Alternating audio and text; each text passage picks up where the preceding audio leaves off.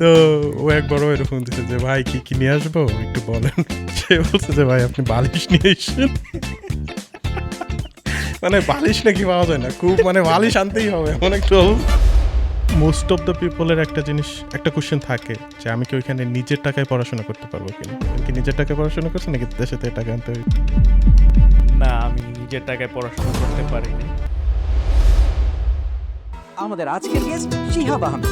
2018 সালে তিনি কানাডায় আসেন একজন ইন্টারন্যাশনাল স্টুডেন্ট হিসাবে। তারপর পড়াশোনা শেষ করে ওয়ার্ক পারমিট থেকে পার্মানেন্ট রেসিডেন্স এবং সবশেষে কানাডার নাগরিকত্ব। মাত্র কয়েক বছরেই পুরো জার্নি। আজকের এই এপিসোডে শিহাব আমাদের সাথে শেয়ার করবেন তার সব অভিজ্ঞতা, সফলতা, কষ্ট এবং সেই পথের প্রতিটা ধাপ। এখন একটা জব পাওয়া এখানে মোটামুটি হীরার টুকরা অনেকটাই। না, আমি অ্যাডভাইস দিতে চাই যে অনেকে বাংলাদেশ থেকে আসার পরে কাজ করার পরে দেখা যায় যে ডলারে টাকা পাইতেছে এবং ওইটা কনভার্ট করার পরে দেখা যায় যে অনেক ভালো একটা অ্যামাউন্ট আসতেছে। তো যার কারণে হয় কি পড়াশোনা বাদ দিয়ে কাজের প্রতি বেশি ফোকাসড হয়ে যায়।